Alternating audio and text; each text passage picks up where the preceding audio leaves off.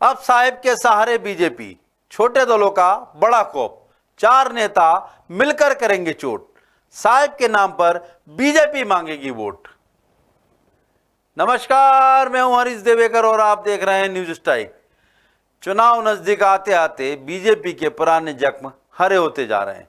उन जख्मों पर राहत का मलहम लगाने के लिए बीजेपी अपनी चुनावी लैब में नए नए रसायन तैयार कर रही है। इन रसायनों से तैयार होगी नई योजना नाम की चुनावी दवा, जो जख्म दे रहे हैं उसी वर्ग या तबके के अनुसार दवा के रसायन में कुछ फेरबदल होता है और उसे एक आम सभा के जरिए लॉन्च कर दिया जाता है। ऐसी एक दवा अब एक वर्ग विशेष से मिले जख्मों को भरने के लिए तैयार की जा रही है, जिसके लिए बीजेपी ने जोर शोर से तैयारी शुरू कर दी है। पर पार्टी की मुश्किल यह है कि हार के जिन जख्मों को भरना चाहती है उन्हें कुरेदने के लिए कुछ नए नेता प्रदेश में नया मोर्चा खोलने वाले हैं। अब हाल है कि अब तक सिर्फ कांग्रेस को टक्कर देने की तैयारी कर रही बीजेपी को कुछ नए चेहरों से भी मुकाबला करना है और ये इतना आसान नहीं है। इसलिए अब बीजेपी को बाबा साहब आम्बेडकर की याद आ रही है। बीजेपी को ये जख्म मिले थे प्रदेश के एससी और एसटी वोटर्स से, जिन्होंने पिछले चुनाव में बीजेपी से तकरीबन मुंह मोड़ ही लिया था। इस तबके को रिझाने के लिए बीजेपी ने बड़ी योजना तैयार की। बाबा साहेब आम्बेडकर की जयंती को जलसे के रूप में मनाने की तैयारी की गई है। खुद सीएम शिवराज सिंह चौहान बाबा साहेब की जन्मस्थली इंदौर के पास महू जाने की तैयारी में। 14 से 16 अप्रैल तक बीजेपी बाबा साहेब के नाम का गुणगान कर वर्ग विशेष को अपना बनाने की कोशिश में जुटी रहेगी। इसके अलावा जिन बस्तियों में अनुसूचित जाति के वोटर्स की तादाद ज्यादा है, वहां स्नेह यात्रा निकालने की भी पूरी तैयारी है। महू के अलावा ग्वालियर चंबल के रूठे एससी एसटी मतदाताओं को भी मनाना है। इसके लिए बीजेपी ग्वालियर में जोरदार सम्मेलन की तैयारी कर रही है, जिसमें सीएम शिवराज सिंह चौहान के अलावा ग्वालियर चंबल से जुड़े तमाम दिग्गज नेता भी मौजूद रहेंगे। इसी सभा में सीएम वर्ग विशेष के लिए बड़ी योजना का ऐलान भी कर सकते हैं। ये जतन इतने पर ही बस नहीं होंगे। बाबा साहेब के अलावा संत रविदास को भी खास स्थान दिया जाने वाला है। सागर में उनके नाम का मंदिर बनेगा, जिसके लिए हर व्यक्ति से एक मुट्ठी चावल, एक ईंट और गांव की मिट्टी ली जाएगी, ताकि हर वोटर को यह एहसास कराया जा सके कि पार्टी उनके लिए क्या क्या नहीं कर रही। एन चुनाव से पहले ये सारे जतन करने में जुटी बीजेपी ये मान लेना चाहती है कि इतने से ही एससी एसटी वोटर्स उनके पाले में आ जाएंगे, जिन्होंने 2018 में बीजेपी को बुरी तरह धोखा दिया था। अब देख लेते हैं साल 2018 के चुनाव का एससी एसटी सीटों का गणित। मध्य प्रदेश में 82 सीटें आरक्षित हैं, जिनमें से बीजेपी केवल 34 सीटें ही जीत सकी थी। जीती हुई सीटों में 18 एससी और 16 एसटी की सीटें शामिल हैं। 2013 में कुल सीटों का आंकड़ा 59 था। एससी एसटी सीटों पर आई इतनी बड़ी गिरावट का असर ये हुआ था कि बीजेपी सत्ता से ही बाहर हो गई थी। पिछले चुनाव के कुल 5 करोड़ वोटर्स में से एससी वोटर्स की संख्या है 73,77,150 और एसटी वोटर्स 1,05,02,949 थे। सामान्य वर्ग के वोटर्स के मुकाबले इन तबकों के वोटर्स ने ज्यादा वोटिंग की थी और 2018 में बीजेपी का पूरा खेल बिगाड़ दिया था।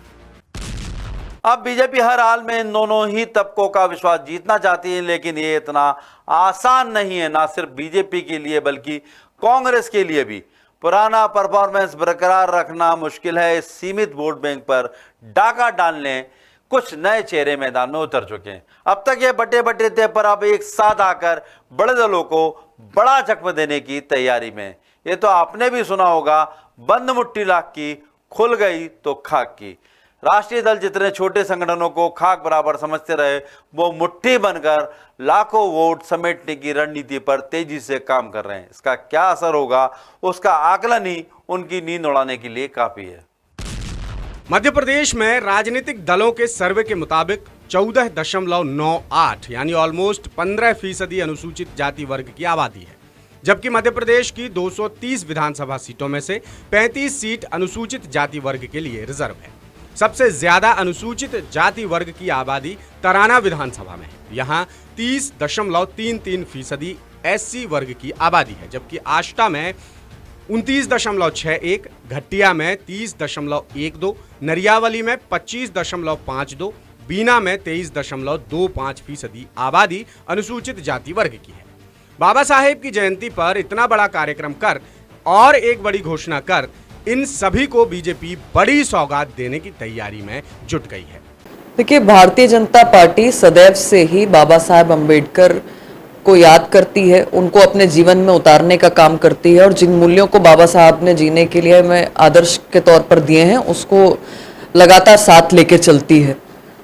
ये प्रश्न तो मुझे लगता है कि कांग्रेस पार्टी से पूछना चाहिए, जो आडंबर करती है बाबा साहब के नाम का, जिन्होंने उन्हें भारत रत्न दिलाने से पीछे छोड़ा, जिन्होंने चुनाव हराने के लिए पूरा षड्यंत्र करने का काम किया है, पर आज बाबा साहब की दीक्षा भूमि हो, शिक्षा भूमि हो, जन्मस्थली हो या फिर कर्मस्थली हो, सभी को स्थापित करने का, पंचतीर्थ को जनता के बीच में लाने का काम किसी ने किया है तो भारतीय जनता पार्टी ने किया है। निश्चित तौर पर जो लोग घृणा फैलाते हैं उन्हें भारतीय जनता पार्टी की स्नेह यात्रा से जुड़ना चाहिए और ये खास तौर पर कांग्रेसियों के लिए है, क्योंकि सदैव ही उन्होंने बाबा साहब की पीठ में खंजर घोंपा है। इसका किसी क्षेत्र से कोई लेना देना नहीं है, चुनाव से कोई लेना देना नहीं है, क्योंकि ये भारतीय जनता पार्टी के प्रत्येक कार्यकर्ता के मन की इच्छा है, उनके जीवन की शैली है। बीजेपी सौगात तो देगी, पर उनका असर कितना होगा इसका आकलन खुद पार्टी के लिए करना मुश्किल है, क्योंकि उसकी कोशिशों पर पानी फेरने के लिए छोटे दलों की प्लानिंग अलग ही चल रही है। महू में बीजेपी का ही बड़ा आयोजन नहीं है, एक और आयोजन की तैयारी है। आजाद समाज पार्टी, गोंडवाना गणतंत्र पार्टी और समाजवादी पार्टी एक मंच पर नजर आएंगी। इस कार्यक्रम के मंच पर समाजवादी पार्टी के राष्ट्रीय अध्यक्ष अखिलेश यादव, राष्ट्रीय लोकदल के अध्यक्ष जयंत चौधरी, गोंडवाना गणतंत्र पार्टी और आजाद समाज पार्टी के चंद्रशेखर रावण एक मंच पर होंगे। ये चेहरे जब एक साथ नजर आएंगे तब किसका वोट बैंक इनके खाते में जाएगा इसका आकलन करना भी जरूरी होगा, क्योंकि घाटा सिर्फ कांग्रेस को ही नहीं, बीजेपी को भी होने की आशंका से इनकार नहीं किया जा सकता। देखिए, अगर ये थर्ड फ्रंट के दल हैं, आजाद समाज पार्टी के जो रावण है चंद्रशेखर, वो अभी हाल में ही एक्टिव हुए हैं मध्य प्रदेश में। गोंडवाना गणतंत्र पार्टी बहुत पहले से 2 दशक हो गए लगभग मध्य प्रदेश में सक्रिय है, हालांकि उनमें एका नहीं रहा तो उसमें टूट फूट हो गई। समाजवादी पार्टी हर चुनाव में एक्टिव होती है और कुछ कैंडिडेट उतारती है। ये तीनों मिलके लड़ेंगे तो बिखरा हुआ वोट थोड़ा सा जुट सकता है। बहुत ज़्यादा संभावना तो मध्य प्रदेश में नहीं है, लेकिन जहाँ तक वोट काटने का सवाल है तो ट्राइबल वोट भाजपा को भी मिलता है, कांग्रेस को भी मिलता है। गोंडवाना गणतंत्र पार्टी अलग से इनके साथ मिलकर वोट लेगी तो दोनों को नुकसान होगा। जो दलित वोट है वो आजाद समाज पार्टी के साथ जुड़ेगा, जितना भी जुड़ेगा उसमें भी भाजपा कांग्रेस दोनों को नुकसान होगा। समाजवादी पार्टी के साथ यादव और मुस्लिम वोट जुड़ता है, खासतौर से मुलायम सिंह के नाम पर, अखिलेश यादव के नाम पर। तो ये सब मिलके समाजवादी पार्टी और चंद्रशेखर आजाद की पार्टी, ये तो दोनों कांग्रेस को ज्यादा नुकसान करेंगे, गोंडवाना गणतंत्र पार्टी दोनों को नुकसान करेगी।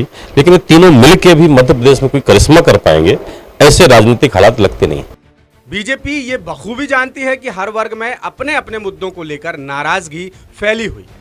उसी नाराजगी को कुरेद कर छोटे दल अपनी पैठ गहरी कर रहे हैं। अब जरा उन सभाओं पर भी नजर डाल लेते हैं जिन्होंने पारा बढ़ाया है। 8 से 11 जनवरी 2023 तक करणी सेना ने विशाल धरना प्रदर्शन किया। पहले दिन ही 2 लाख से ज्यादा सवर्ण इस आंदोलन में शामिल हुए थे।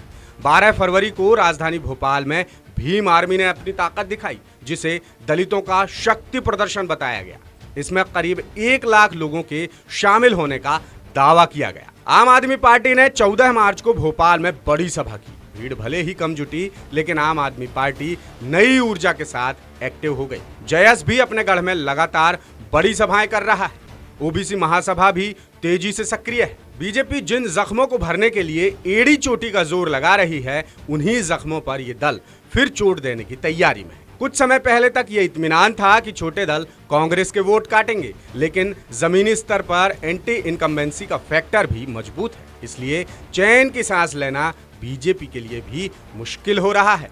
नहीं, इसमें किसी के लिए कोई राय आसान या मुश्किल होने वाली बात नहीं है, क्योंकि इनका बहुत ज्यादा वजूद नहीं है मध्य प्रदेश में इन दलों का। समाजवादी पार्टी का भी कोई वजूद नहीं। समाजवादी पार्टी हमेशा इस पर निर्भर करती है कि भाजपा और कांग्रेस के किस बड़े नेता को टिकट नहीं मिलता है तो अपनी तरफ लेके वो चुनाव लड़ा दे। गोंडवाना गणतंत्र पार्टी का एक आदिवासी क्षेत्र में असर है, लेकिन अब जयस आ गया है, उसका भी असर है। गोंडवाना गणतंत्र पार्टी का एक गुट कांग्रेस के साथ मिला हुआ है। तो ये सब बिखरी हुई पार्टियां हैं। तो कोई बहुत ज्यादा नुकसान भाजपा कांग्रेस को नुकसान या फायदा करेंगे मुझे लगता नहीं है, लेकिन दोनों दलों को नुकसान होगा। अब कोशिश है कि किसी भी हाल में वर्ग विशेष की ज्यादा से ज्यादा सीटें हासिल की जा सकें, जिसकी कामयाबी का आधार बाबा साहेब का नाम ही नजर आ रहा है। और इसी मसले से जुड़ा हमारा आज का सवाल है कि क्या बाबा साहेब के नाम के सहारे SC ST सीटें बीजेपी जीत सकेगी? आपके पास 3 विकल्प हैं। पहला हाँ, दूसरा नहीं और तीसरा कह नहीं सकते। इस सवाल का जवाब आप हमारे तमाम सोशल मीडिया अकाउंट्स यानी फेसबुक, यूट्यूब, इंस्टाग्राम और ट्विटर पर दे सकते हैं। पिछली बार हमने आपसे सवाल पूछा था कि संगठन के डबल लेयर सर्वे में बीजेपी में क्या गुटबाजी खत्म होगी।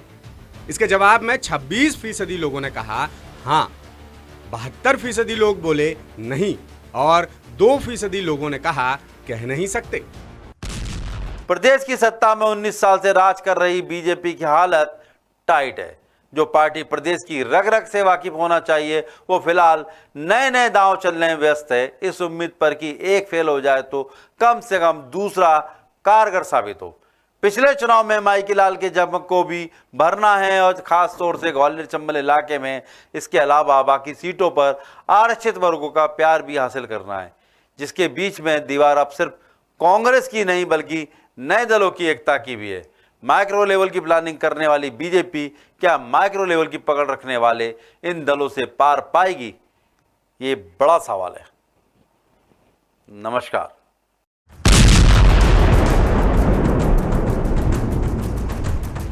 और एप्पल स्टोर से डाउनलोड करें हमारा ऐप द सूत्र। आप हमारी खबरें thesutra.com पर भी देख सकते हैं। Social media platforms Twitter, Facebook और इंस्टाग्राम पर भी हमें फॉलो कर सकते हैं। साथ ही यूट्यूब पर भी हमें सब्सक्राइब करें। यदि आपकी नहीं हो रही कोई सुनवाई और आपके पास है कोई खबर तो हमारे व्हाट्सएप नंबर 700000244141 पर भेजिए और बनिए हमारे सूत्र।